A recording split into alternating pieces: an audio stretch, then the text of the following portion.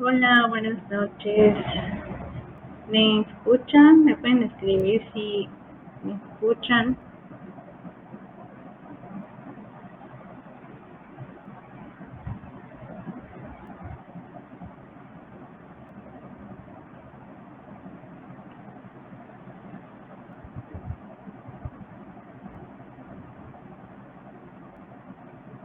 Sí.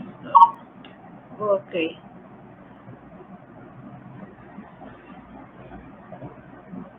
perfecto. Bueno, ya vamos a comenzar los últimos dos módulos.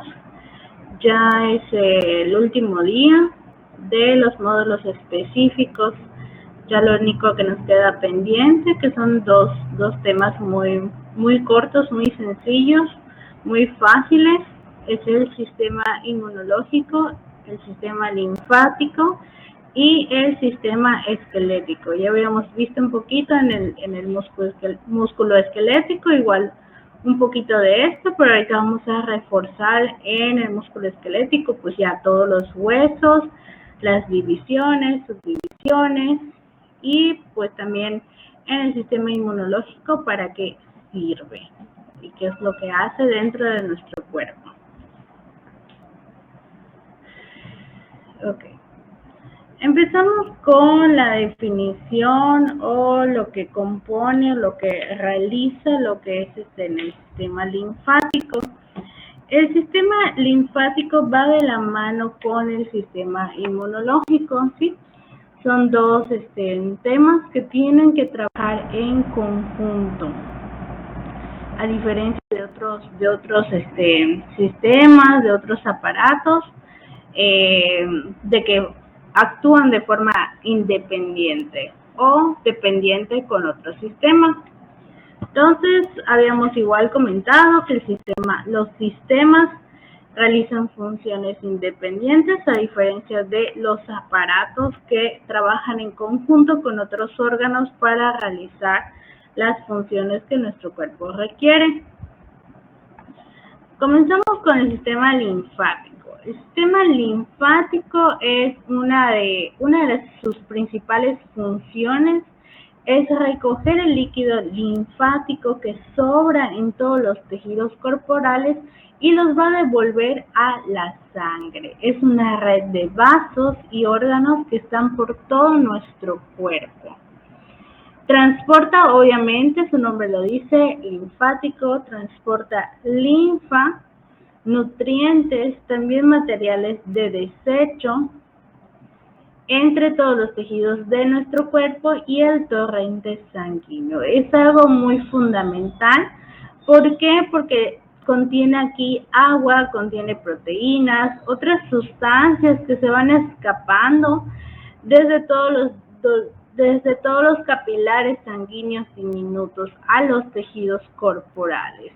Entonces, si en dado caso nuestro cuerpo no drenara, o sea, nuestro sistema linfático no realizara su función y no drenara el exceso de líquido linfático, pues ese líquido se va a acumular en todos los tejidos y en todos los tejidos pues está en nuestro cuerpo y lo que nos podría ocasionar es que nos edematicemos, o sea, que nos hinchemos, que retengamos líquidos, no necesariamente de que sea una insuficiencia renal, que esté fallando los riñones y nos edematicemos, sino que también en el sistema linfático puede ocurrir esto de la edematización, que es cuando las personas retienen líquidos y obviamente pues se quedan edematizados, hinchados todo el cuerpo. Ahorita vamos a ver ¿cómo se llama? Las definiciones de la linfa, de los vasos linfáticos y todo eso, ¿sí? Vamos por partes. Primero para entender qué es el sistema linfático, qué es el sistema linfático y qué es lo que realiza.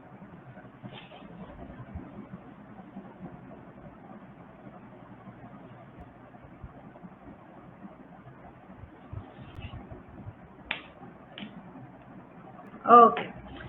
El sistema linfático está compuesto por estos tres, pues ya están preguntando qué es la linfa, ahorita vamos a ver cuál es el significado de la linfa. Está compuesto por la linfa, por los vasos linfáticos y por los ganglios linfáticos, ¿sí? La linfa, preguntan, ¿qué es lo que es la linfa? Ahorita vamos a ver. Primero vamos a conocer la... Conecto el audio.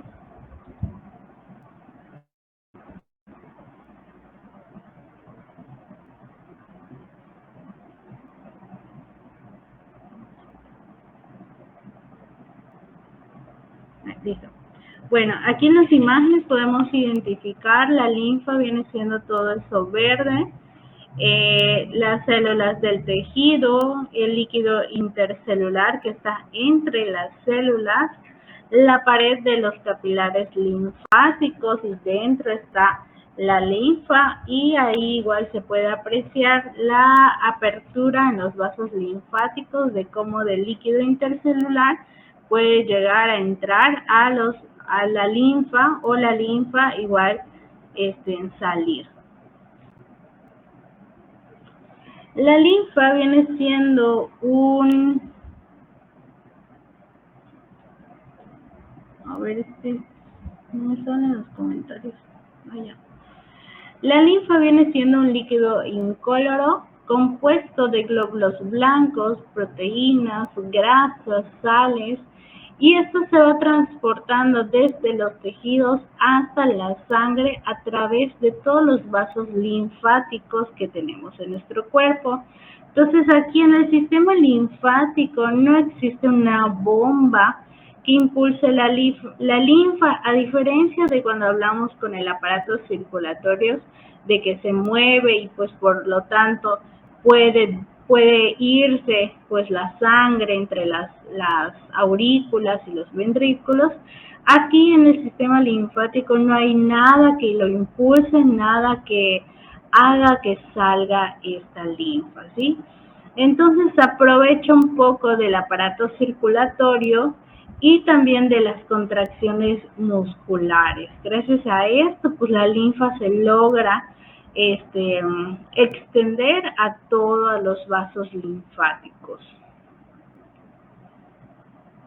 Y pues aquí cuando se activa la circulación linfática, ya lo que es la circulación sanguínea se vuelve más lenta. No pueden ir los dos al mismo tiempo. Entonces, por eso cuando se activa el sistema linfático, disminuye la circulación sanguínea en general de nuestro cuerpo.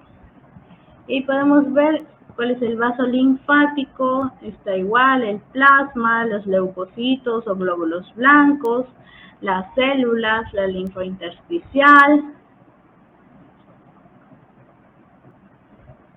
Los vasos linfáticos. Los vasos linfáticos son los conductos por donde va a pasar lo que es la linfa y son muy similares a las venas.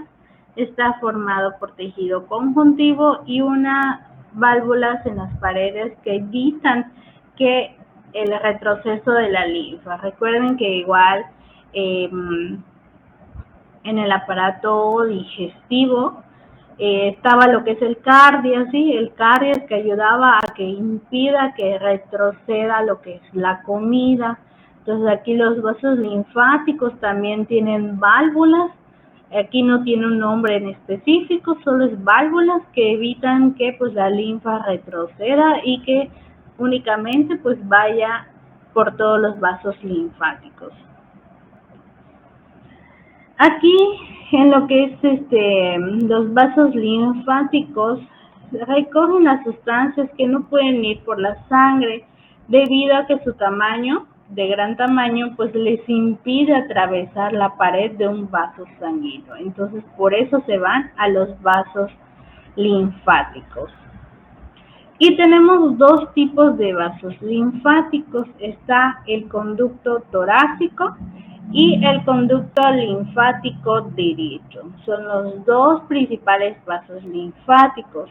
El primero, que es el conducto torácico, ese va a empezar cerca de la parte inferior de la columna vertebral y va a recoger toda la linfa que va a venir, que procedente de la pelvis, del abdomen y la parte inferior del pecho. Este conducto torácico va a ascender, o sea, va a subir por el pecho y va a vaciar la linfa que ya tiene a la sangre a través de una vena de gran tamaño que se ubique del lado izquierdo de nuestro cuello. Y el segundo vaso linfático principal que tenemos es el conducto linfático derecho. Este va a recoger la linfa del lado derecho de nuestro cuello, del pecho y del brazo, y la va a vaciar igual en una vena de gran tamaño que se ubique del lado derecho de nuestro cuello. Esas son las dos diferencias, los dos tipos de vasos linfáticos que tenemos. Entonces aquí pueden ver igual en la imagen la dirección de la linfa. Todo esto es el vaso linfático, el líquido que ingresa en el vaso linfático, la válvula abierta, después la válvula se cierra y ya cuando llega a esa vena se vuelve a abrir la válvula para depositar la linfa. ¿Quedó claro?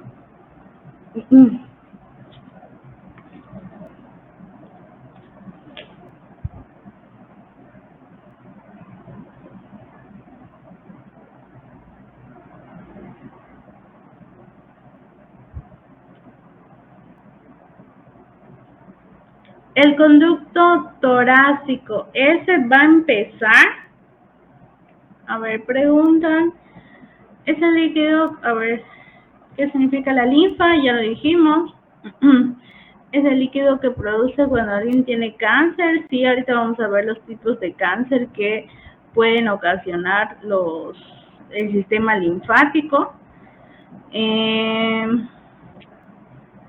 ¿Por dónde pasa el conducto torácico? Ok. Vuelvo a explicar los dos tipos de vasos linfáticos. El primero es el conducto torácico. Este conducto torácico va a empezar de la parte inferior de nuestra columna vertebral.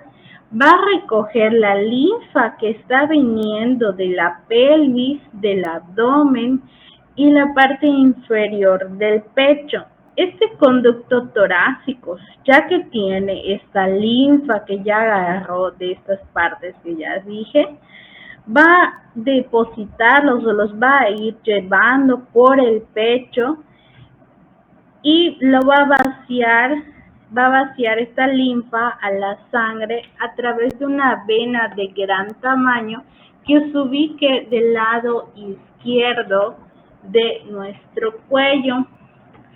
A diferencia del segundo tipo, del segundo vaso linfático principal, es el conducto linfático derecho. Este va a recoger la linfa del lado derecho del cuello, el pecho y el brazo y lo va a vaciar en una vena que ubique de gran tamaño que esté cerca del lado derecho de nuestro cuello. Entonces el conducto torácico, toda esa linfa se va a ir a una vena que ubique de gran tamaño del lado izquierdo en nuestro cuello, y el conducto linfático derecho se va a llevar la linfa a una vena de igual de gran tamaño, pero del lado derecho de nuestro cuello. Ahí se va a depositar esta linfa y ya después que esté depositada en la vena, pues la vena lo va a ir llevando a todas las partes de nuestro cuerpo. ¿Sí? Esa es la diferencia de estos dos tipos de vasos linfáticos.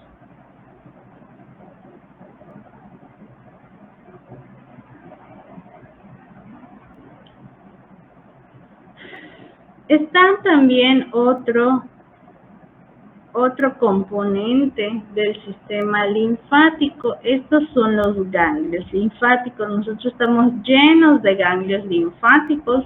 como podemos ver en la imagen, y los que están encerrados son los que tenemos en gran cantidad o en tamaño y forma como de un racimo de uvas, como por ejemplo en el cuello, en las axilas, en el brazo, en los inguinales y en los popliteos, es donde podemos encontrar en gran cantidad de ganglios linfáticos. Estos ganglios linfáticos igual se pueden llegar a inflamar. Los tenemos en todo nuestro cuerpo, pero ahí donde están encerrados es donde se ubican en gran cantidad y en forma de un racimo de uvas. Estos ganglios linfáticos son nódulos pequeños en forma de un frijol, con un tamaño inferior a 1 centímetro, y en condiciones normales no se logran llegar a palpar, pero estos ganglios linfáticos se pueden llegar a inflamar, y es así como un médico, a través de una entrevista o una consulta exploratoria, si en dado caso están inflamados estos ganglios, los va a lograr llegar a palpar, ¿sí? Entonces, donde se ubican en forma de racimos es en el cuello, las axilas, las ingles, los brazos y la parte de popliteo, que es la parte de atrás de nuestra rodilla. E igual son dos tipos de ganglios linfáticos que tenemos: los ganglios linfáticos periféricos y los ganglios linfáticos internos. Los periféricos se encuentran cerca de lo que es la superficie de nuestra piel, y el médico puede llegar a palpar estos que son periféricos. Estos periféricos los podemos encontrar en los cervicales, que es la cabeza y el cuello, en los axilares, que son las axilas, los inguinales, obviamente la ingle, y los popliteos, que son las extremidades inferiores. Y los ganglios linfáticos internos se encuentran dentro de nuestro organismo, y estos obviamente no se pueden llegar a palpar. Únicamente a través de un estudio de imagen se podrían llegar a identificar. Y estos internos los encontramos en los alvéolos de los pulmones. Obviamente eso ni de chiste lo podemos llegar a palpar.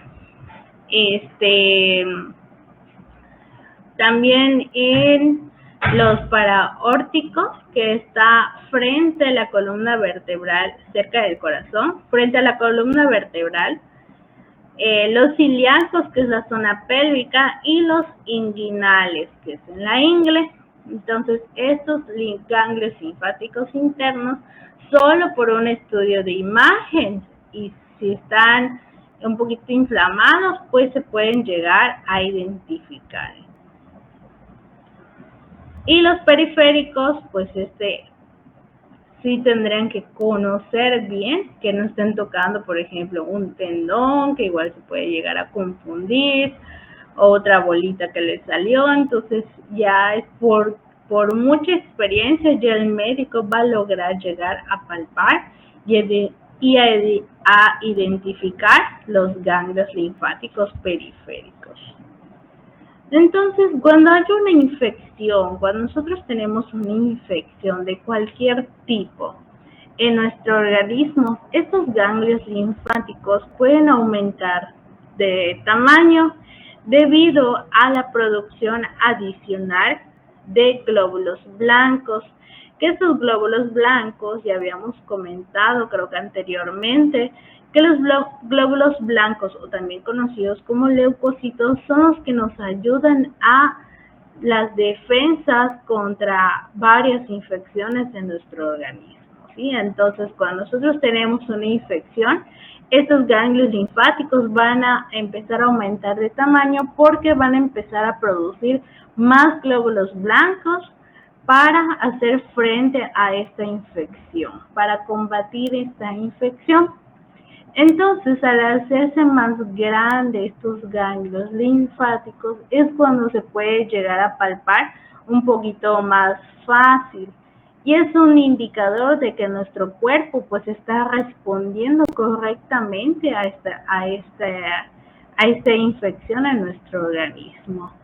Pero si pasa el tiempo y el ganglio no vuelve a llegar a la normalidad de su tamaño, o al contrario, aumenta más de tamaño, ahí ya habría que acudir a un médico para que valorara la situación, porque no es normal que el ganglio no regrese a su tamaño habitual, que es el tamaño de un frijol, con un tamaño inferior a 1 centímetro.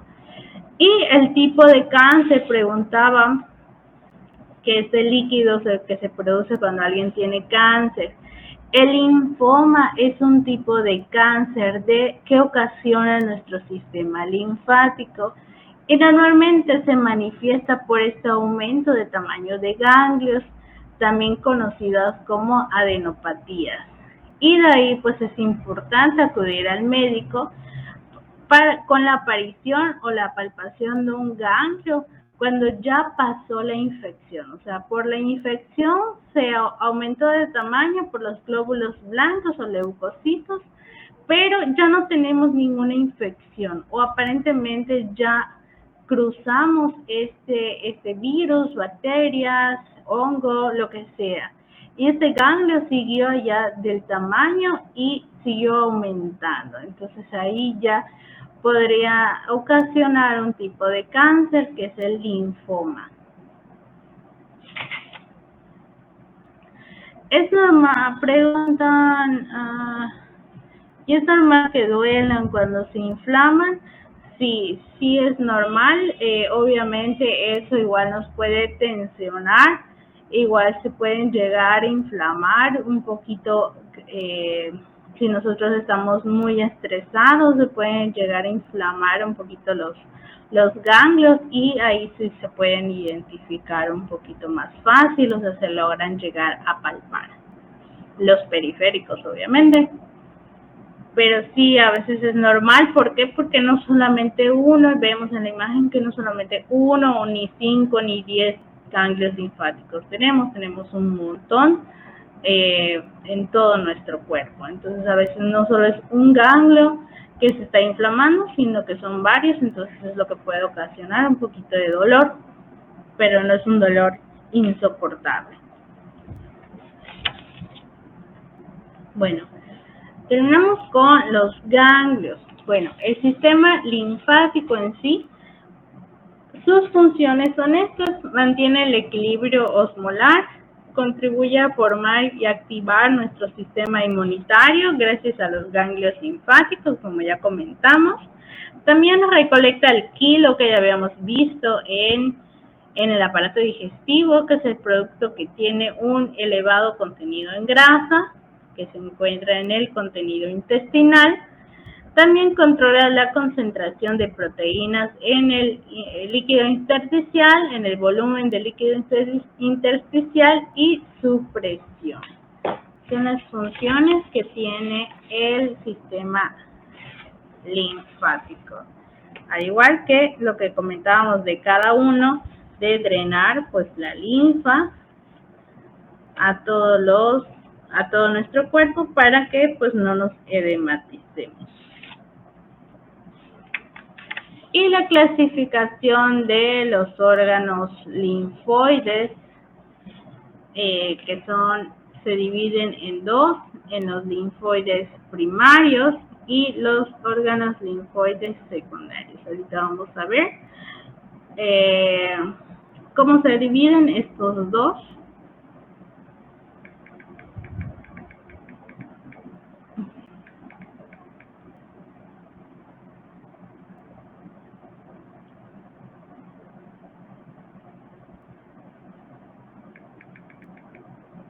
A ver, es normal que duelan.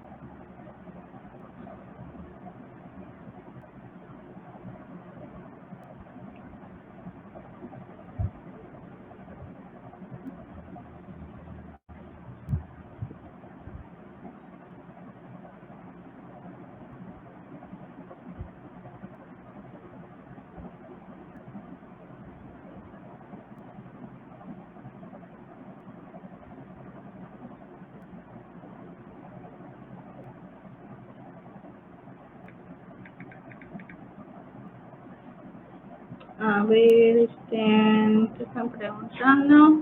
Vamos a crear comentarios antes de pasar a lo demás.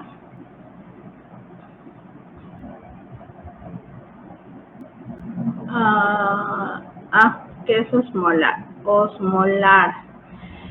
El equilibrio osmolar es el que va a realizar una función, un equilibrio entre nuestra circulación sanguínea, entre los espacios tisulares, que también están los capilares linfáticos. Eso es lo que se encarga la osmolaridad, igual en la concentración total de las moléculas que tenemos en nuestro cuerpo. Entonces es una de las funciones principales del sistema linfático, el equilibrio osmolar entre nuestro organismo, entre nuestra circulación sanguínea y en todos los espacios tisulares de nuestro cuerpo.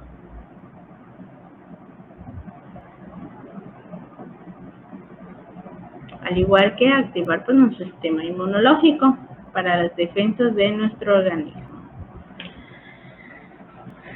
Ok, continuamos con los órganos linfoides primarios y secundarios. Es la clasificación que tenemos. Empezamos con el timo, que es el órgano linfoide primario. Lo que es el timo viene siendo una glándula formada por dos lóbulos. Se ubica detrás del esternón y su función es la maduración de los linfocitos T. Los linfocitos T son igual un tipo de defensas de nuestro sistema inmunológico. Es un órgano pequeño, está enfrente del corazón, en la parte superior del esternón. Y antes del nacimiento, el timo desempeña un papel clave en la producción de los linfocitos T. El tamaño del timo se reduce y se vuelve menos importante en los primeros 20 años de vida, pero a pesar de que se vuelve menos importante, el timo pues continúa desempeñando esta función del sistema inmunológico, que es la maduración de los linfocitos T. Pero pues es más importante cuando nosotros antes de los 20 años de vida, cuando el timo madura todos los linfocitos T que tenemos en nuestro cuerpo, para que a lo largo de nuestra vida, cuando tengamos infecciones, enfermedades y otras cosas, pues ya estarán maduros estos linfocitos T. Por eso se vuelve un poquito menos importante después, porque ya casi no realiza mucho, ¿sí? Y pues está el lóbulo derecho y el lóbulo izquierdo, como pueden ubicar en la imagen. La médula ósea. La médula ósea es el tejido donde se van a fabricar todas las células de la sangre. Aquí entran los glóbulos rojos, o también conocidos como eritrocitos, los glóbulos blancos, también conocidos como leucocitos, y las plaquetas. Estos se encuentran en el interior de nuestros huesos, y ahí se van a madurar los linfocitos B. Los glóbulos rojos, su función es transportar todo el oxígeno de los pulmones al resto de nuestro organismo. Las plaquetas, pues creo que sí conocen su función, va a sellar los pequeños orificios en los vasos sanguíneos que son causados cuando nosotros nos cortamos, nos raspamos. Y la función de los glóbulos blancos de la sangre es combatir las infecciones. Es lo que realiza, y pues están las formas de los glóbulos blancos, los linfocitos, monocitos, eosinófilos, basófilos y neutrófilos, que son todos estos tipos nos ayudan a combatir todo tipo de infecciones. Las plaquetas, si tenemos alguna cortadura, para que no vayamos a por ejemplo, si es algo muy grande, para que no lleguemos a desangrarnos o un shock hipovolémico o algo por el estilo, pues las plaquetas van a entrar para empezar a sellar todo eso.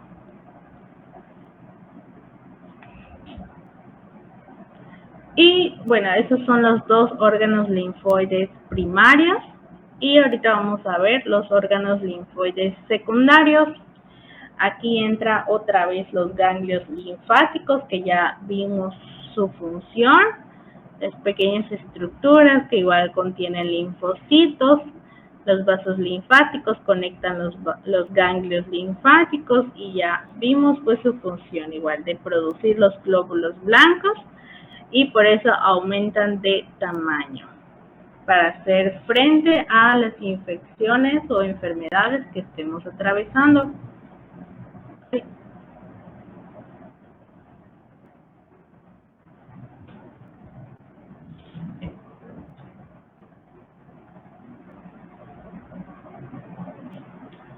El vaso es el órgano linfático más grande y sirve como un sitio donde las poblaciones de los linfocitos van a empezar a aumentar.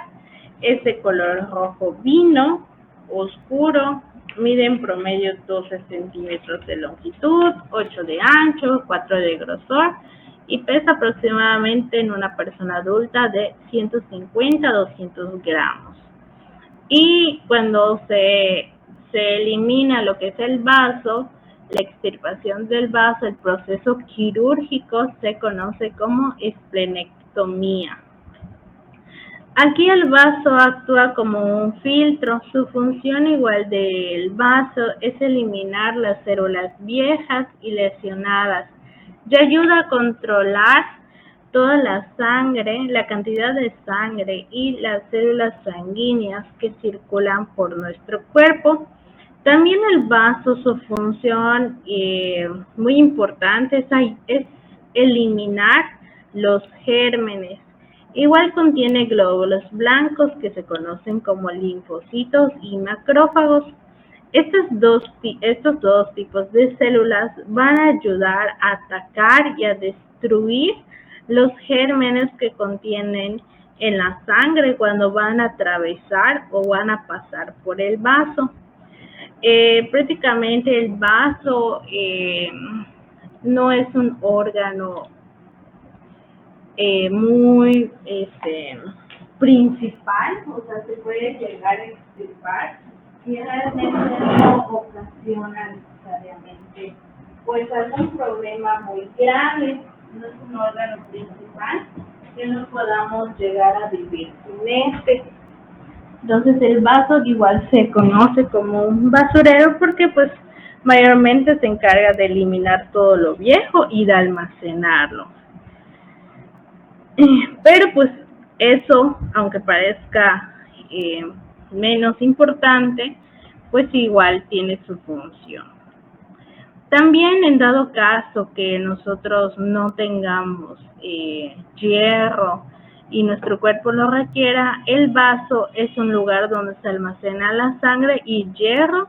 En dado caso, cuando se necesita, pues el vaso prácticamente lo libera.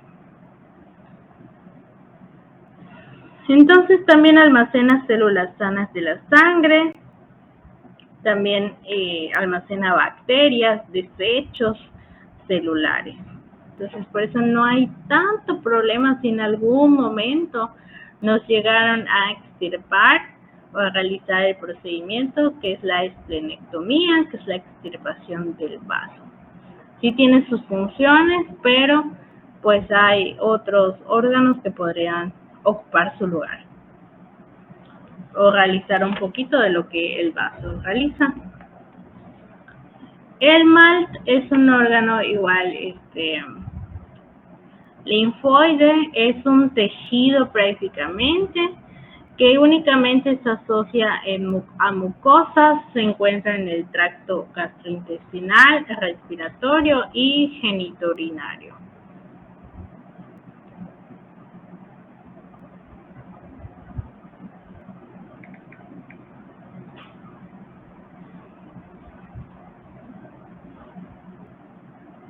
Su función realmente pues nada más es un tipo de agrupación de células linfoides que no tienen organización o estructura y se ubican allá y se empiezan a repartir.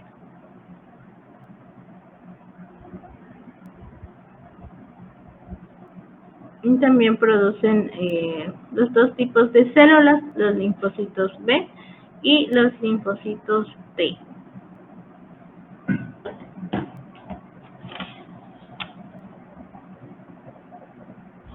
Y los órganos accesorios del sistema linfático son las amígdalas y los adenoides.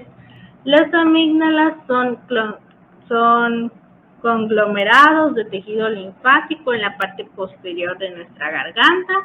Ambas igual ayudan a producir anticuerpos contra gérmenes que cuando nosotros inhalamos o tragamos. Y pues son fáciles de ver cuando aumentan de tamaño durante una infección o si se vuelven cancerosas, o también la inflamación de las amígdalas se conoce como amigdalitis. Y los adenoides igual, son un tipo de masa que igual se ubica en la parte posterior del conducto nasal, al igual que las amígdalas, igual nos ayudan a atrapar las bacterias y los virus que inhalamos o tragamos. Los dos realizan la misma función. Los adenoides igual se pueden llegar a inflamar y pues ahí es ver que ahí tenemos una infección, entonces puedes tomar algún medicamento, un antibiótico para desinflamarlos. A ver, preguntan, ¿qué? Dijo que también almacena sangre. Sí, el vaso también almacena sangre y hierro.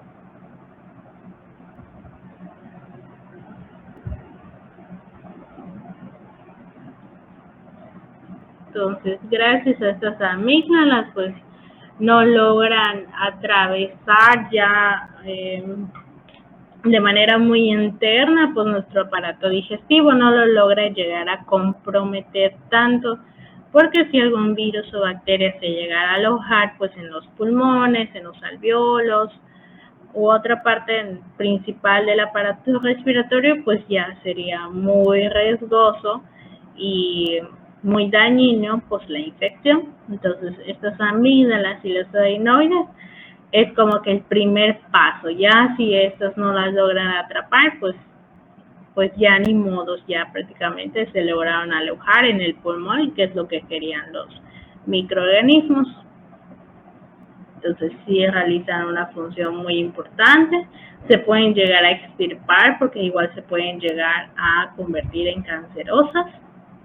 Y pues obviamente al eliminarse, pues aumentamos el riesgo de enfermedades respiratorias muy graves. ¿Al anterior? ¿Cuál anterior? ¿Al vaso?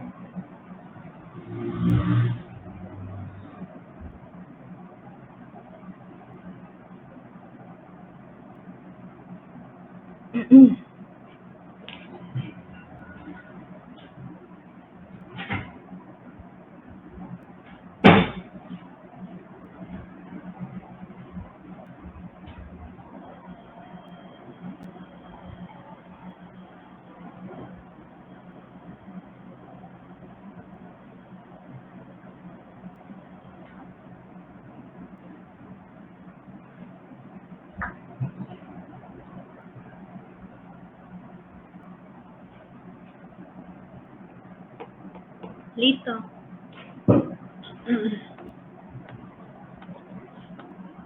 Ok, eso es todo con el sistema linfático. Realmente es bien corto el tema.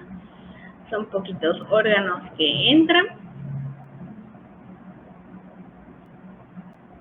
Entonces vamos a pasar al sistema inmunológico. Ya vimos que el sistema linfático igual realiza funciones del sistema inmunológico y pues también el sistema inmunológico pues igual realiza funciones diferentes, un poquito más específicas. El sistema inmunitario o sistema inmunológico pues es el que nos logra defender al organismo frente a la invasión de sustancias extrañas o que ellos detecten como peligrosas. Igual está constituido por diferentes órganos, por muchas células y proteínas que trabajan en conjunto. El sistema inmunológico, pues ahorita con lo que estamos viviendo, que es la pandemia, que aún seguimos en pandemia, que no hay que bajar la guardia y todo, pues el sistema inmunológico aquí vimos pues qué tan fuerte son nuestras defensas, ¿sí? Aquí el sistema inmunológico puede variar, depende de la edad, depende del sexo, depende de la alimentación, depende de nuestro estilo de vida. Entonces, todo de esto depende de qué tan fuerte pues logre ser nuestro sistema inmunológico para combatir pues infecciones. O también pues de plano nuestro cuerpo no, a pesar de que nos alimentemos bien, comamos bien y todo, pues alguno pues logró entrar este virus a nuestro cuerpo, que es el COVID, ¿sí? O también conocido como el SARS-CoV-2. Entonces aquí pues pudimos hacer frente de ver qué tan bueno es nuestro sistema inmunológico y qué tan malo es, entonces para tomar medidas y reforzarlo con vitaminas, con ejercicio, con alimentación, entre otras cosas. Aquí en el sistema inmunológico, pues prácticamente vamos a hablar de los tipos de inmunidad, los tipos de anticuerpos, los tipos de vacunas.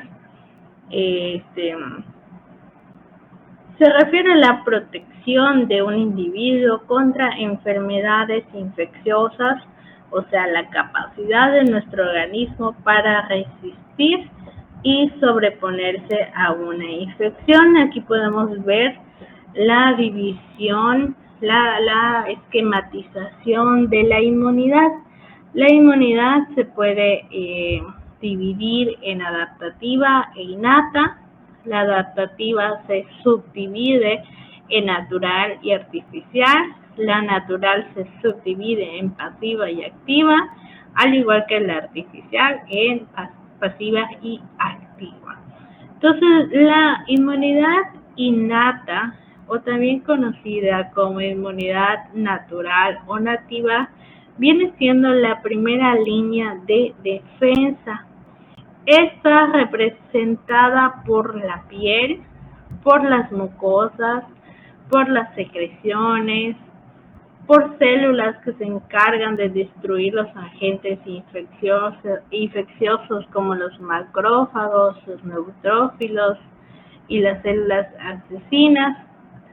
La específica o la adaptativa, esta es formada por linfocitos B y sus productos, los anticuerpos y los linfocitos T. Estos ambos trabajan en forma coordinada e integrada.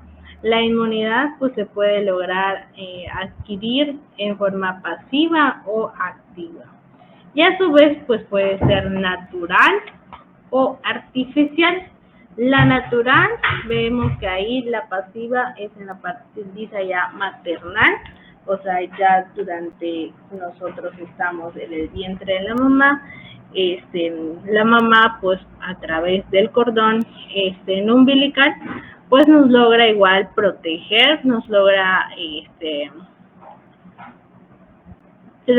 transportar pues varios anticuerpos para que nosotros que aún no nacemos pues tengamos este tipo de inmunidad. Y la natural, que es la activa, es la que nosotros vamos a adquirir por medio de una infección. O sea, ahorita aquí entra, no sé si han escuchado sobre los anticuerpos, aquí entran de que cuando nosotros tenemos una infección, hay la gran mayoría de todas las enfermedades que son ocasionadas por virus, bacterias, hongos o parásitos tienen dos tipos de anticuerpos, las inmunoglobulinas, G y las inmunoglobulinas M. Las inmunoglobulinas G son las que se quedan después de la infección, que nos quedan de una forma de protección o protegernos por un corto periodo. Exactamente no se sabe cuánto es el tiempo, pero aproximadamente son unos 3 meses. Y la inmunoglobulina M o el anticuerpo de la IgM es la primera en activarse cuando entra un virus, bacterias, parásitos u hongos a nuestro organismo, ¿sí? La artificial es la pasiva, que es la por transferencia de anticuerpos, y la artificial activa, que es por medio de inmunización. Aquí entran las vacunas. Entonces, nosotros si nos vamos a vacunar, pues estamos adquiriendo un tipo de inmunidad adaptativa artificial activa.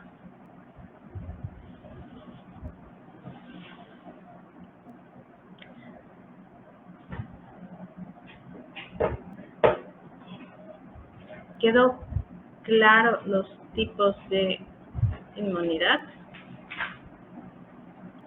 Ok, lo de la IgM, en la inmunidad adaptativa natural activa, esta es la que nosotros vamos a adquirir por medio de una infección que logre entrar a nuestro cuerpo.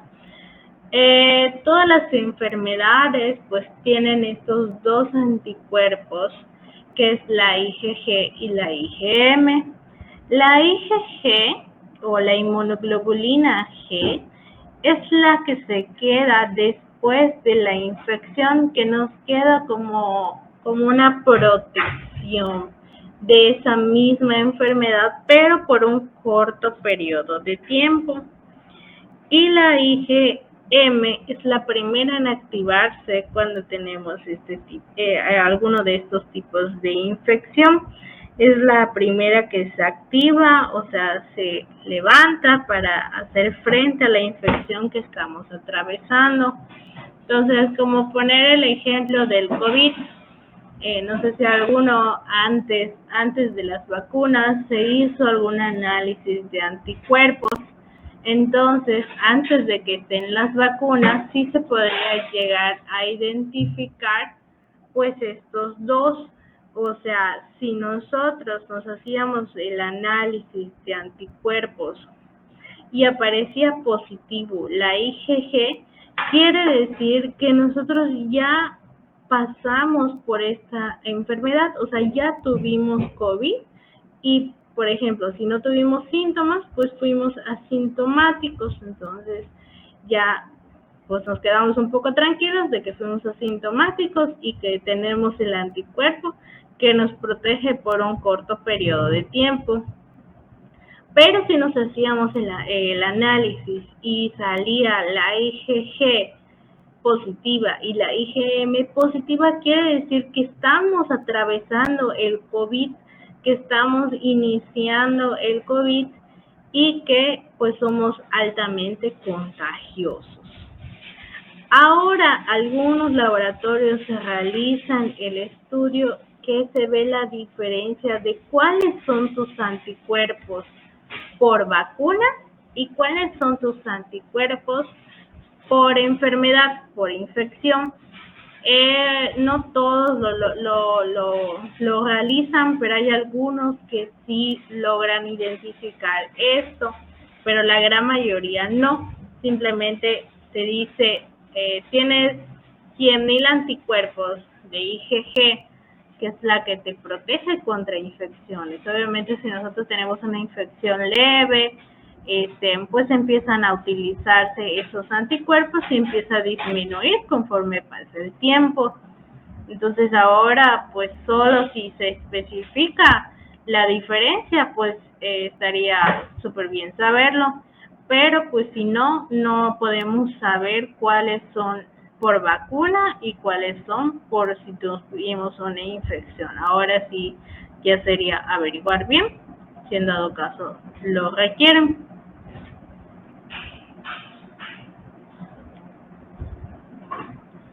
Un antígeno es cualquier sustancia capaz de unirse específicamente a un anticuerpo o a un receptor de la célula T y genera una respuesta que ponga en marcha nuestro sistema inmune.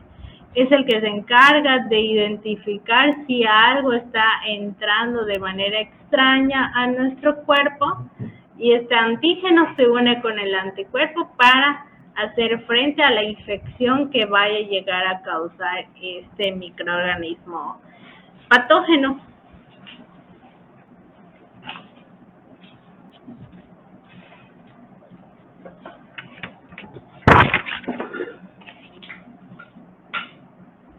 Y los anticuerpos, que ya vimos dos tipos de anticuerpos, que son las inmunoglobulinas. Estos anticuerpos son las defensas que desarrolla el sistema inmunológico del organismo para contrarrestar el agente causal de la enfermedad, ya sea por vía natural o por vacunación, eliminando pues las sustancias externas a nuestro organismo. Y tenemos 5 tipos de anticuerpos. Los IgG, que ya comenté qué es lo que realizan, son los anticuerpos que se quedan después de una infección. Estos los podemos ubicar en el plasma, en el líquido intersticial y circula en mayor cantidad y viene siendo una respuesta secundaria. La IgA diagnostica. A ver, aquí al antígeno.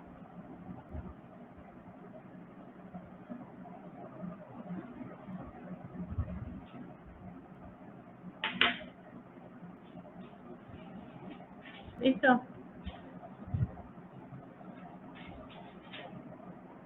Okay. Bueno, la IgG viene siendo una respuesta secundaria. Es la segunda en activarse. La IgA podemos diagnosticar problemas inmunológicos, digestivos, riñones, más que nada autoinmunitarios.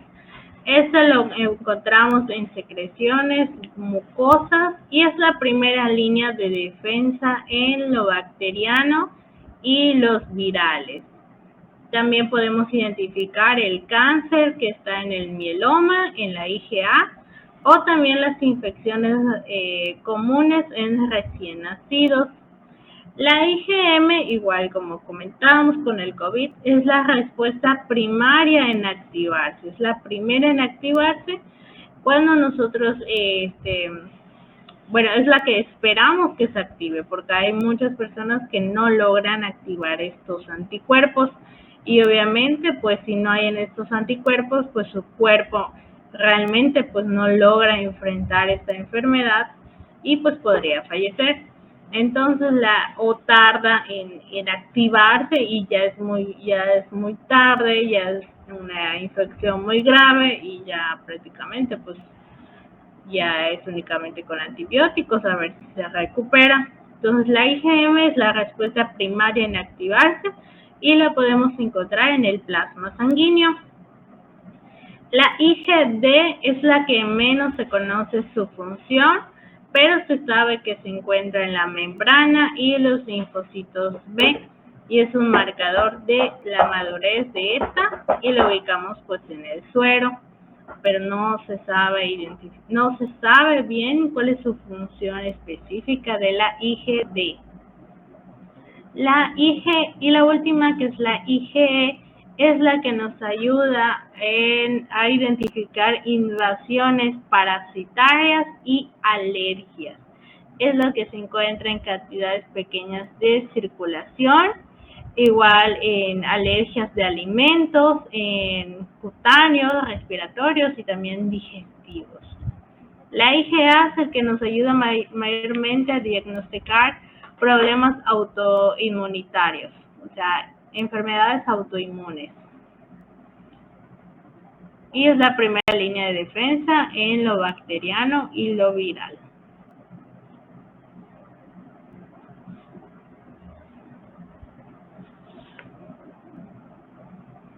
¿Quedó claro los anticuerpos?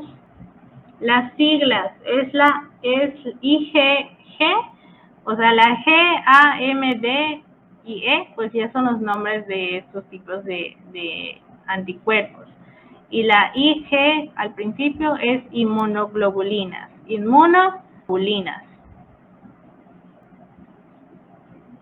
Entonces aquí podemos identificar cómo está la célula humana, los receptores, los anticuerpos que se unen al SARS-CoV-2 pues para poder enfrentarlos.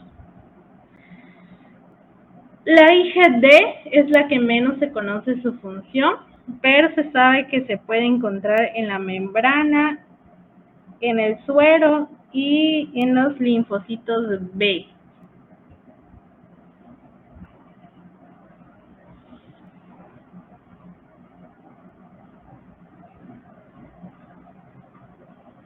¿Quedó claro? IgD es la que menos se conoce sus funciones o en dónde ataca realmente.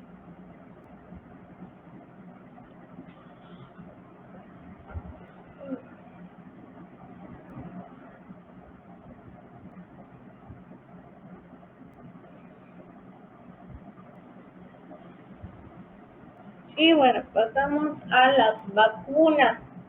Hay 4 tipos de vacunas. Están las vacunas vivas atenuadas, las vacunas muertas o inactivadas, las vacunas de polisacáridos conjugados y las vacunas recombinantes.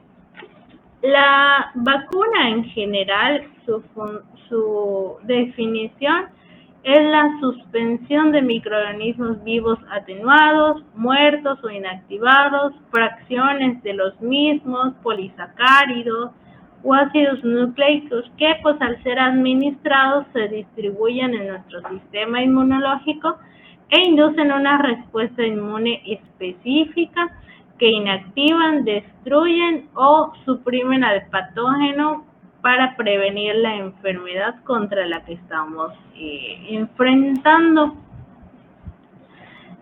Las vacunas vivas atenuadas son producidas por modificación de los virus o bacterias que producen la enfermedad. La segunda, las vacunas muertas o inactivadas, esto se obtiene inactivando los microorganismos por métodos químicos o físicos. Inducen una respuesta inmune de menor intensidad y duración, y estos pueden ser virus, bacterias o componentes y toxinas. El tercero, que es la vacuna de polisacáridos conjugados. Estas son aquellas que el polisacárido es unido químicamente a una proteína, lo que le da mayor potencia. Y las vacunas recombinantes es la vacuna de antígeno proteico obtenido mediante la inserción en un microorganismo o en un cultivo celular. Aquí prácticamente es cuando contiene un gen o un segmento del ADN que codifica el antígeno deseado y se producen por ingeniería genética. Ese ya es mayormente genético, todo este tipo de vacunas recombinantes.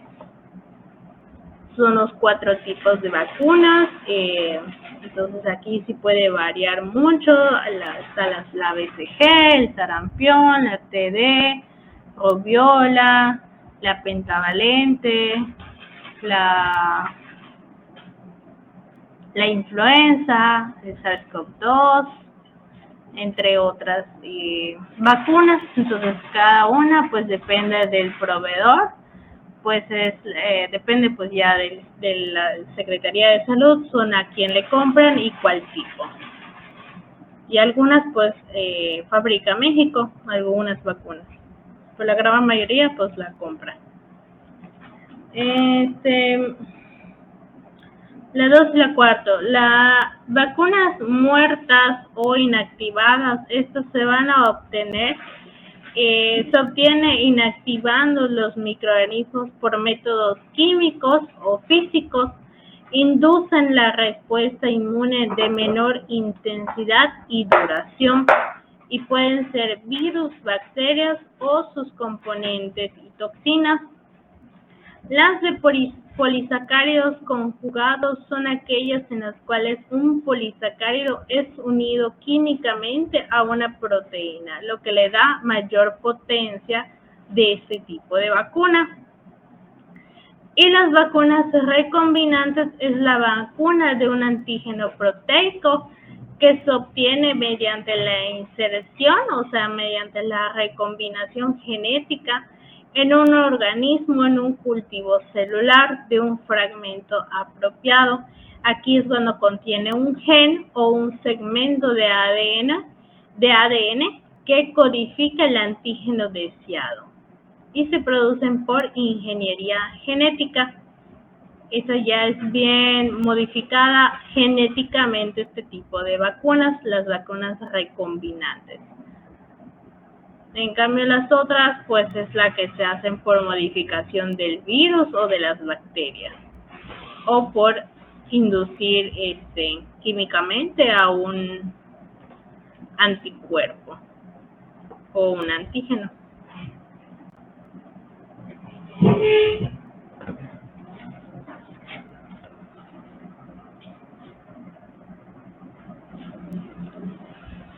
Y los principales leucocitos que ya habíamos empezado a hablar en el sistema linfático son los fagocitos, y los fagocitos son los neutrófilos y los macrófagos. Y los linfocitos, podemos encontrar los linfocitos B, que son las bacterias o virus, y los linfocitos T, que entran los virus, hongos y algunas bacterias. Es la diferencia de estos leucocitos, pues son igual un tipo de defensa contra infecciones. Los fagocitos, esta pues es es el tipo de célula que va a ingerir, matar o destruir los microorganismos invasores y otras células y fragmentos de células, que son los neutrófilos y los macrófagos. Los linfocitos B, que son las bacterias o virus, estas van a ayudar normalmente pues a proteger nuestro cuerpo contra gérmenes, que son bacterias o virus, que van a producir las proteínas que se conocen como anticuerpos. Y estos anticuerpos se van a adherir pues a los gérmenes y van a marcar para que otras células del sistema inmunológico los destruyan.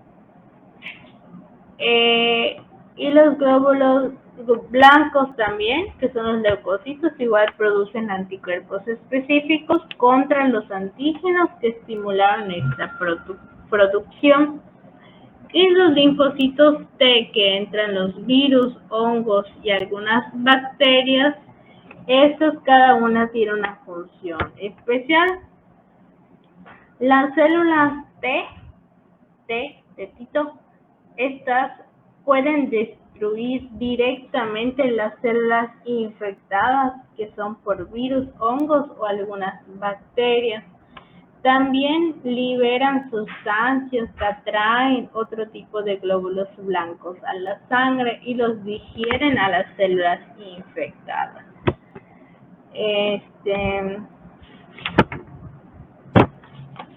Y ya, son los dos tipos de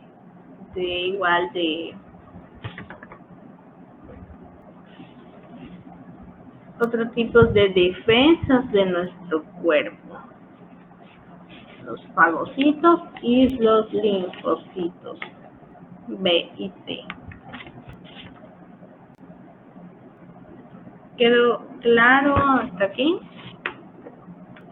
En el sistema inmunológico y el sistema linfático.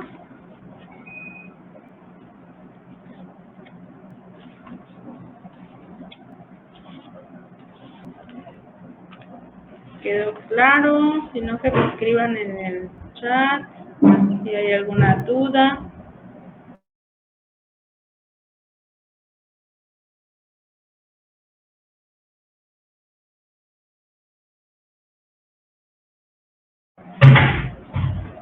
¿Alguna duda sobre los anticuerpos, sus funciones en el sistema linfático, los tipos de inmunidad?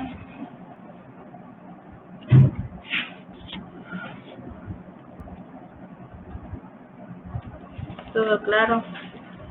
Lo de las vacunas. Ok, te repito las vacunas. Ok, voy a repetir las vacunas y después pasamos a los linfocitos B. Ok, las vacunas vivas atenuadas, estas son producidas por modificación de los virus o las bacterias que producen esta enfermedad. O sea, ya viene siendo el mismo virus, por ejemplo, vamos a hablar del SARS-CoV-2. Hay vacunas, bueno, realmente creo que no, creo que ninguna empresa hizo de este tipo.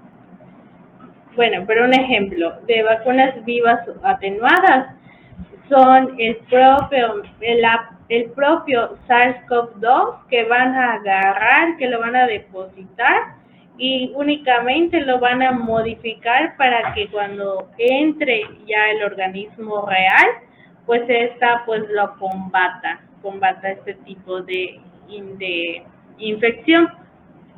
Las vacunas muertas o inactivadas, pues su nombre lo dice, son ese mismo tipo, por ejemplo el SARS-CoV-2, pero los matan o los inactivan para que cuando ya entre realmente a nuestro organismo, pues ya que están ahí, simplemente se van a activar. Esto se obtiene por métodos químicos o físicos y estos inducen una respuesta inmune de menor intensidad y duración.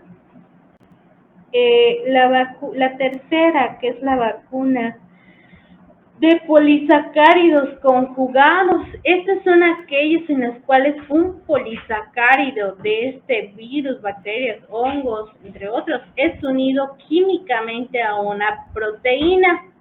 Las vacunas de polisacáridos conjugados son los que nos da mayor potencia, al igual que mayor duración, en dado caso que pues que nosotros nos pongamos un tipo de vacuna de este tipo.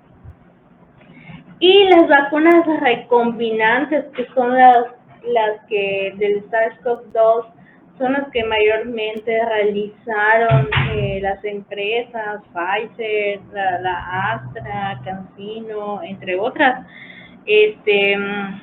Las vacunas recombinantes es la vacuna de antígeno proteico que se obtiene mediante una recombinación genética en un microorganismo o en un cultivo celular de un fragmento apropiado. Este contiene un gen o un segmento de ADN que codifica el antígeno deseado y se producen por ingeniería genética. Estas vacunas ya son creadas genéticamente con una parte del gen o un segmento del ADN de este virus, bacteria, hongo, entre otros. Y los principales leucocitos. Son dos tipos de leucocitos. Aquí entra el sistema linfático, que está compuesto por este tipo de células. Estos leucocitos son células del sistema inmunológico que nos ayudan pues a combatir las infecciones que llegaran a entrar en nuestro cuerpo. Entonces son dos tipos, los fagocitos y los linfocitos. Los fagocitos se subdividen, o podemos encontrar dos tipos de fagocitos, los neutrófilos y los macrófagos. Estos dos tipos de células, estos ingieren y matan o destruyen el microorganismo invasor u también otras células y fragmentos de células. Los linfocitos están los B y los T. Los B ayudan normalmente a proteger nuestro cuerpo contra gérmenes, ya sean bacterias o virus, produciendo las proteínas, que estas proteínas también conocidas como anticuerpos. Estos anticuerpos se van a adherir a estos gérmenes y los van a marcar, o sea, les van a poner una tachita para que otras células del sistema inmunológico lo destruyan. Ahí entran los fagocitos. Entonces, como ya están marcadas estos gérmenes, los fagocitos que estos comen, tragan y destruyen, van a ver que están marcados y van a ir y los van a destruir, los van a comer, matar o destruir, ¿sí? Los anticuerpos también pues atraen ciertas proteínas de la sangre que también nos ayudan a destruir bacterias. Y los linfocitos T. Existen varios tipos de las células T. Cada una pues tiene una función especial, pero algunas de estas células T pueden destruir directamente las células infectadas, ya sea por virus, hongos o algunas bacterias. También pueden liberar sustancias que atraen otro tipo diferente de glóbulos blancos de la sangre que digieren a estas células infectadas. Entonces aquí algunos tipos de estos linfocitos, de células T, actúan ya sea estimulando o suprimiendo la función de otras células. ¿Quedó claro? O sea, los linfocitos T ya directamente los pueden matar. En cambio, los linfocitos B únicamente las marca y produce las proteínas que son los anticuerpos para que empiecen a combatirlos. Y los fagocitos, si ya están marcados y ya los encontraron, los van a tragar, matar o destruir estos microorganismos invasores.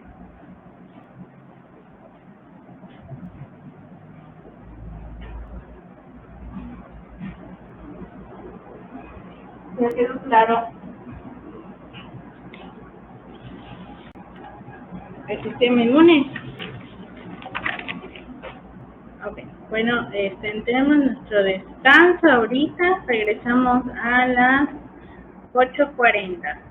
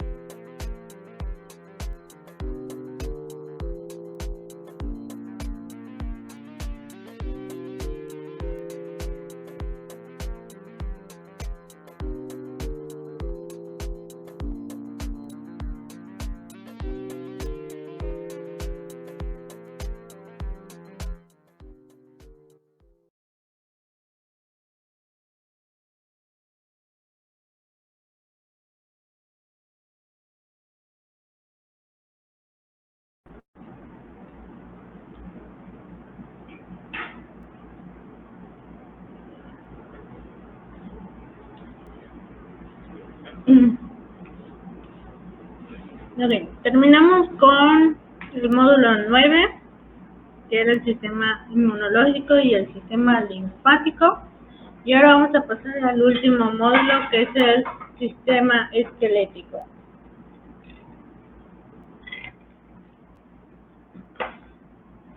El sistema esquelético es obviamente el esqueleto, que es una estructura dinámica que está constituida por huesos. ¿Alguien sabe con cuántos huesos nacemos y con cuántos nos quedamos? ¿Alguien me lo puede escribir en el chat?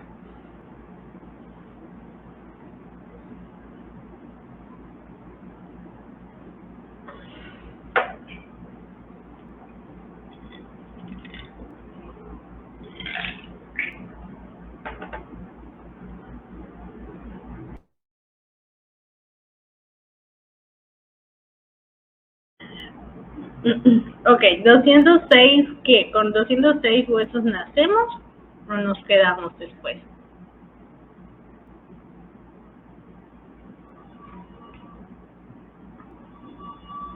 Ok, nacemos con más de 300 huesos y después pues estos huesos se unen o ya se empiezan a dar forma y ya después al final ya únicamente nos quedamos con 206 huesos. Entonces cada hueso pues viene siendo un órgano, ya que está formado por varios tejidos. Ya habíamos visto igual los tipos de tejidos. Entonces un hueso tiene diversos tejidos, tiene el tejido óseo, el cartilaginoso, el conectivo denso, el epitelial y otros que igual generan sangre, adiposo y también nervios. Sus funciones principales son las que están en negritas. Es el que nos da sostén, protección y movimiento, al igual que otras tres funciones que igual realiza el sistema esquelético. Es la homeostasis de minerales, la producción de células sanguíneas y el almacenamiento de triglicéridos, o sea, de grasa. La histología del tejido óseo se divide en matriz, en células, en tejido y en cartílago. En matriz tenemos 25% de agua, 25% de fibras proteínicas, 50% de sales minerales, y en las células tenemos las osteógenas, los osteoblastos, los osteocitos y los osteoclastos.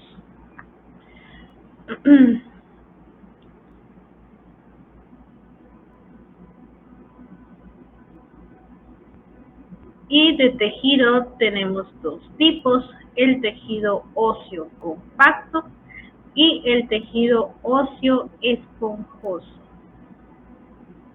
Y ya de ahí pues se forma lo que es un cartílago de nuestros huesos.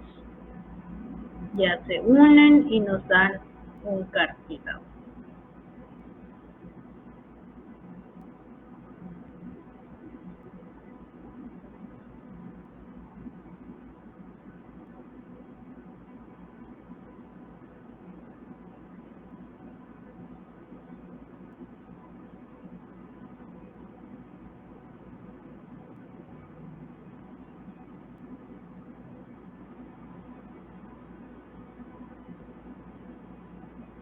Entonces aquí lo que son los huesos pueden llegar a atrofiarse, pueden llegar a deformarse conforme pasa el tiempo. Realmente aquí es muy importante las posturas en cuestión de nuestros huesos.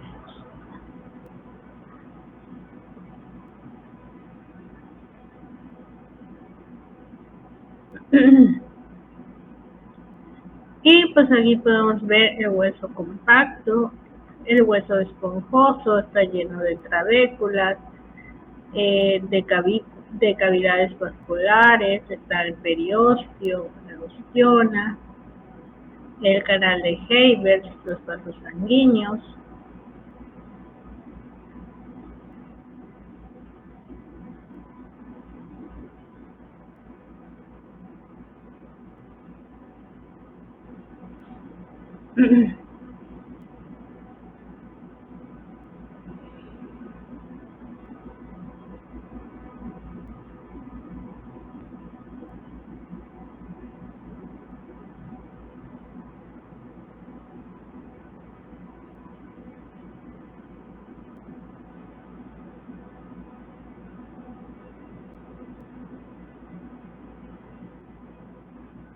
Y pues aquí está lo que es la formación o cómo se da la formación y el crecimiento de los huesos. Están los dos tipos, la osificación, que es la síntesis de matriz, la calcificación, que ya es el depósito de calcio en los huesos, y la osteogénesis,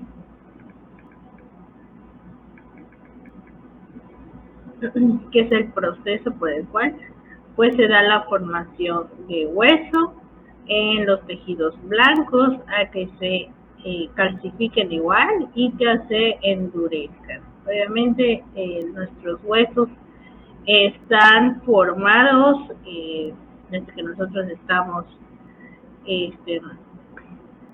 pues en el vientre de la mamá, pero pues ya cuando nacemos estos huesos pues aún no están totalmente duros, no han logrado llegar a estos dos procesos al 100%, y pues sí es riesgoso cuando pues se logra caer un recién nacido, porque los huesos no están muy duros y obviamente pues no protegen como tal por los órganos internos, por ejemplo pues la cabeza, el cerebro.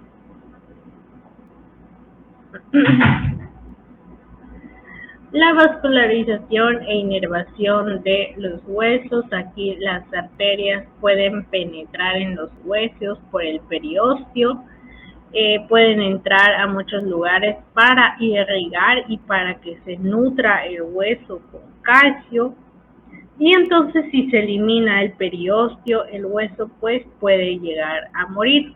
Si en dado caso se llegara a eliminar o por algún accidente se elimina el periósteo de un hueso, por ejemplo en la pierna, pues ya prácticamente ya nos quedamos totalmente pues inválidos en esta cuestión. Los extremos de los huesos se nutren de las arterias metafisarias y epifisarias. Las venas pues acompañan a todas estas arterias conforme pasa el tiempo, abundan en el periósteo los vasos linfáticos, y los nervios que acompañan a los vasos sanguíneos nutren a los huesos.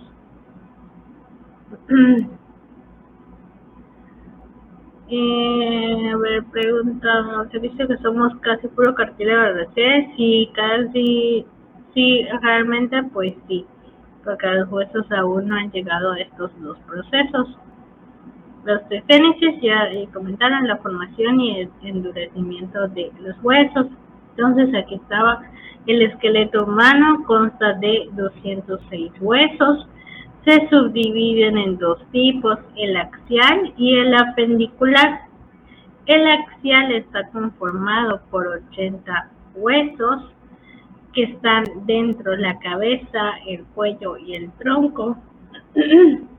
Y el apendicular son 126 huesos. Aquí incluyen los de los miembros, incluidas las cinturas escapulares y la pelviana. Aquí únicamente la vascularización e inervación de los huesos es como pues van entrando para irrigar o para nutrir el hueso.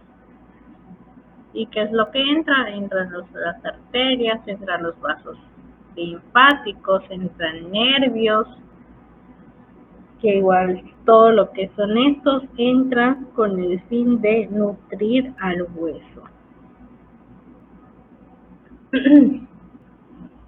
Bueno, aquí era una pregunta que si ustedes creen que hay diferencias entre los esqueletos masculino y femenino, y sí, realmente hay diferencias generales y específicas. La general es el tamaño y el peso. En el varón es más pesado y grande a diferencia de la mujer.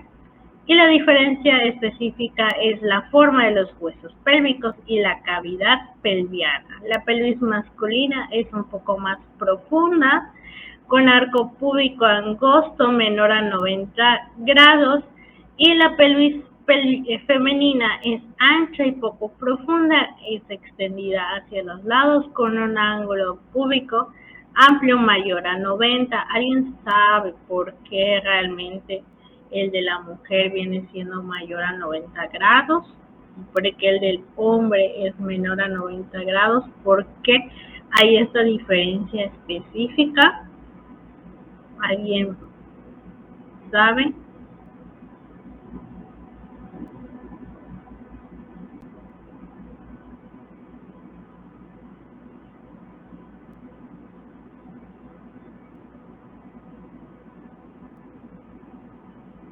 Exactamente, para el parto, prácticamente la mujer pues este, ya está preparada para que pues la pelvis femenina, este, que es ancha y se puede ampliar a mayor a 90 grados, para que en dado caso que estemos en el labor de parto por el embarazo, pues pueda salir fácilmente el bebé, a diferencia de un hombre que pues no puede llegar a parir, obviamente. Aquí está la vista anterior, lateral y posterior de lo que es el esqueleto de manera general. Algunos huesos que podemos encontrar. Está el cráneo, húmero, costilla, cúbito, radio, fémur, pelvis, tibia, peroné, las costillas, la escápula. Estos son los de manera en general. Aquí creo que no se logra ver, están igual el esqueleto humano, cuáles entran en la cabeza.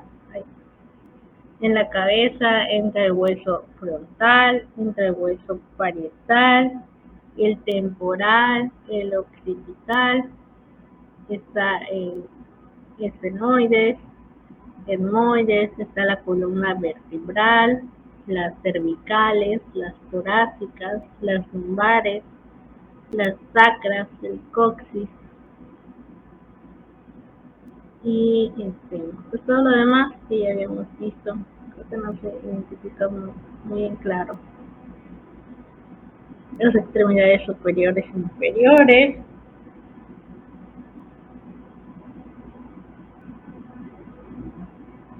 Y pues igual tenemos aquí clasificación de los huesos. Están los largos, los cortos, los planos y los irregulares. En los largos podemos encontrar el hueso del fémur, que es el hueso más grande y largo que tenemos. El hueso corto podemos encontrar los huesos de las manos y los huesos de los pies. Los huesos planos está la escápula, que es un hueso en lo que cabe plano, se considera plano. Y los irregulares podemos encontrar aquí, pues mayormente las vértebras que no tienen forma o que varían su forma, depende de cuál vértebra estemos hablando, pero todos estos pues tienen una forma irregular. Y aquí está la forma de un hueso largo, cómo se divide, la diáfisis, la parte media, la metáfisis y la epífisis, la parte superior o inferior, o la punta de punta a lo que es el hueso.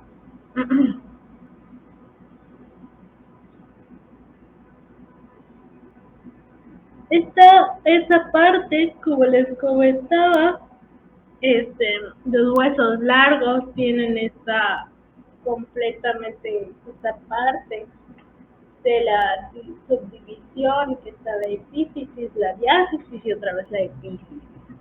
En la epífisis podemos encontrar el cartílago articular, la línea epifisiaria y una parte del hueso esponjoso. En la diáfisis ya entra las cavidades de la médula roja, entra el hueso compacto, la médula amarilla, el periósteo, que es la pequeña capita que nos protege lo que son los huesos o la parte interna de los huesos, el endostio, la cavidad medular, y en la otra parte de la epífisis está igual la línea epifisiaria y el cartílago articular. Son las partes de los huesos. Pueden tomarle fotos, pueden dibujar esta parte.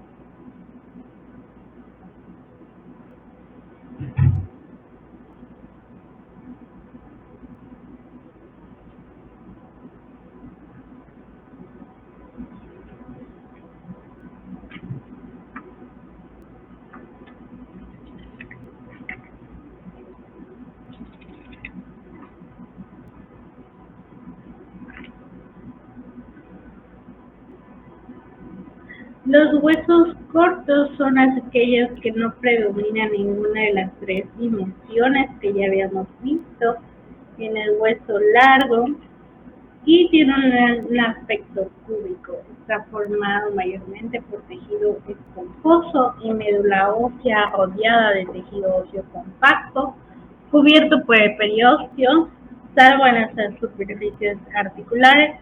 Aquí podemos encontrar los huesos de las manos, los carpianos, la hilera inferior, que es el trapecio, trapezoide, hueso grande, ganchoso, la hilera superior, que es la pisiforme, piramidal, semilunar, el escafoides, el carpo, metacarpo, las falanges, ¿sí? Son los huesos cortos que podemos encontrar ya sea en las manos o en los pies. Y el martillo y el yunque, que son los huesos que encontramos en la oreja, en el oído. Son igual huesos cortos.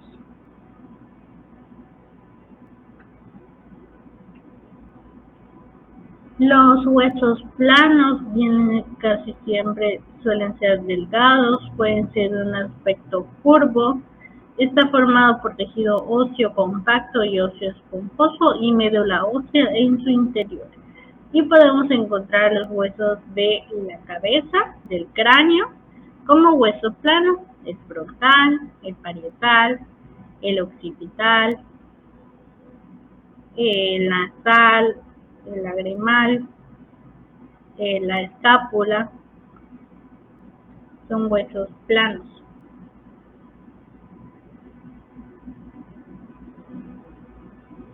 Y los huesos irregulares son los que no se sabe bien su característica morfológica, no se pueden incluir en ninguno de los anteriores. Está formado por tejido óseo esponjoso, envuelto por una capa delgada de tejido compacto. Y pues aquí entre las vértebras están las vértebras cervicales, vean la forma, las vértebras lumbares, las dorsales. Cada una tiene diferente forma y por eso pues se conoce como huesos irregulares.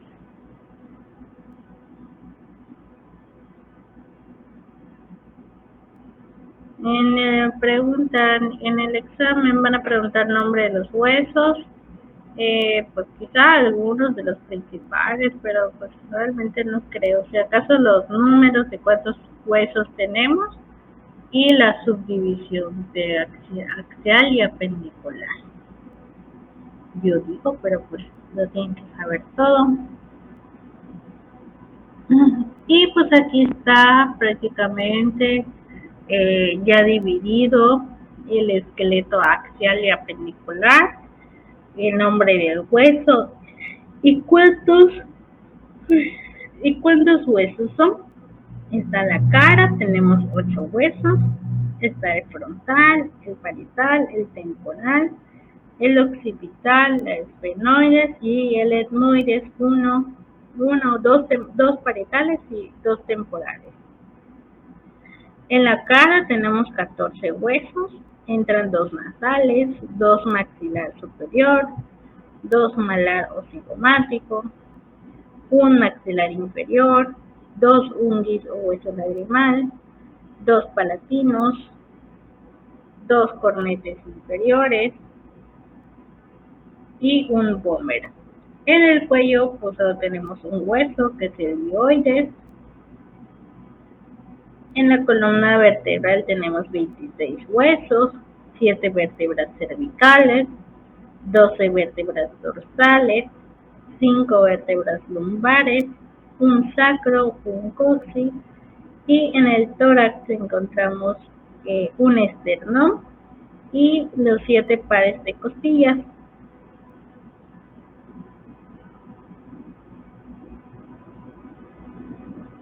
Y el esqueleto apendicular ya tenemos los 126 huesos, el resto en la cintura escapular tenemos 4 huesos, están sus clavículas, 2 omóplatos. En la extremidad superior tenemos 60 huesos, que son 2 húmeros, 2 radios, 2 cúbitos, 16 huesos del carpo, que aquí entran todos estos, los escafoides, semiludar, piramidal, pisiforme, trapecio, trapezoide, grande y ganchoso. Entran 10 metacarpianos, 28 falanges. En la cintura pelviana tenemos dos coxales. Y en la extremidad inferior igual tenemos 60 huesos, 2 fémur, 2 tibia, 2 peroné, 14 huesos del tarso, 10 metatarsianos y 28 falanges.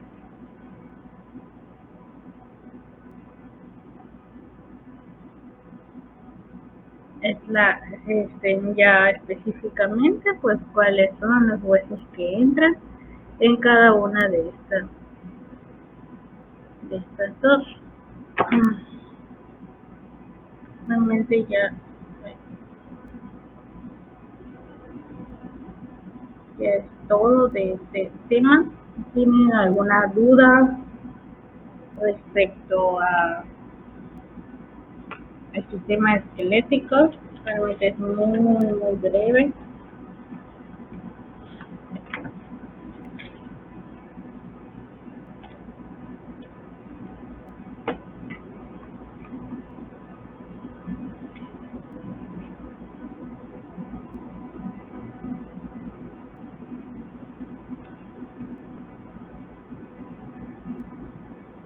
¿Alguna duda? Pueden escribir.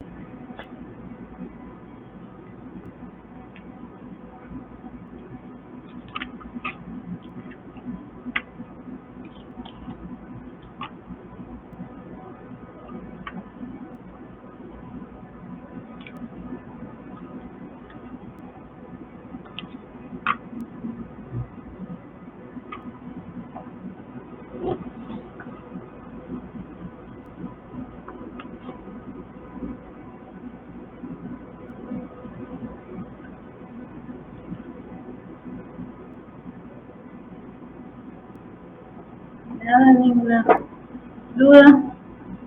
Última califica.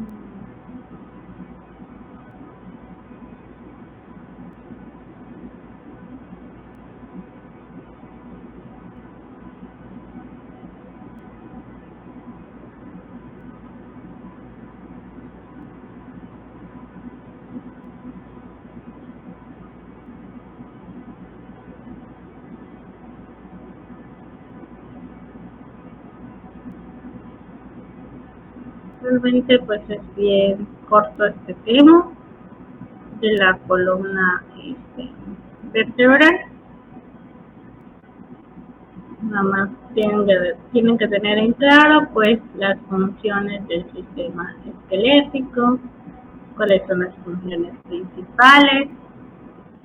Ven, nos ayudan como un soporte de todos nuestros tejidos blancos y el punto de apoyo de la mayoría de todos los músculos también.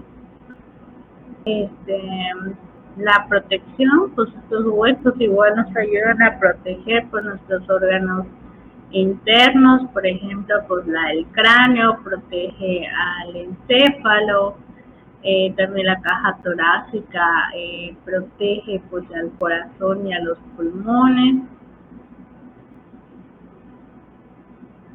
Y pues el movimiento pues en conjunto con el sistema musculoesquelético pues dan ese movimiento de nuestro cuerpo. La homeostasis de minerales, y es con nuestro tejido óseo almacena pues calcio, también fósforo, y esto con el fin de dar una resistencia a nuestros huesos para que pues no se logren romper con facilidad. La producción de nuestras células sanguíneas junto con nuestra médula ósea roja nos ayuda a producir por los glóbulos rojos, blancos y las plaquetas, que ya habíamos visto que dentro de los huesos están todos estos tres tipos de células. Y pues el almacenamiento de los triglicéridos, pues esta es la que pues es reemplazada en algún momento de los adultos por la médula ósea amarilla, que también contiene adipocitos, que los adipocitos recordemos que es sangre.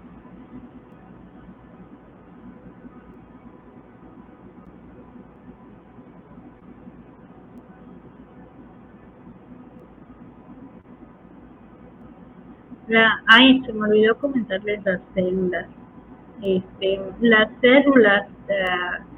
Las células osteógenas son células madre. Estas no son especializadas. Y las células hijas de las osteógenas son los osteoblastos. Los osteoblastos son las células que construyen nuestros huesos, las que inician el proceso de la calcificación. Los osteocitos son las células maduras, que son las principales del tejido óseo. Estos intercambian nutrientes con la sangre. Y el último, que son los osteoclastos, son células muy grandes que son formadas por, que las podemos encontrar, en el endostio. Entonces estas producen la destrucción del hueso por medio de enzimas, esto con el fin de permitir el desarrollo, crecimiento y el mantenimiento y reparación normal de nuestro hueso. En dado caso que nosotros tengamos una pequeña fractura, pues aquí entran los osteoclastos para tratar de repararla. Y pues la dureza que nos da del hueso pues depende de las sales minerales. La flexibilidad va a depender pues de las fibras de colágeno. Y pues los huesos no son completamente sólidos porque pues tienen muchos espacios vacíos. Entonces, según el tamaño y la distribución de todos estos espacios, pues las regiones de nuestros huesos se pueden clasificar en los dos tipos, las óseas y el tejido óseo compacto y el tejido óseo esponjoso. Pero pues realmente se sabe que el hueso compacto constituye el 80% del esqueleto y el esponjoso el 20% únicamente.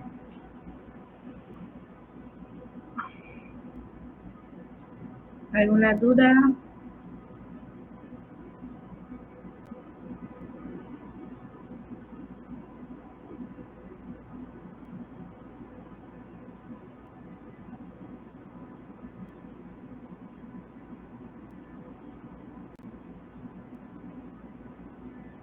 Y creo que teníamos una actividad pendiente del anterior sistema, del sistema del aparato reproductor.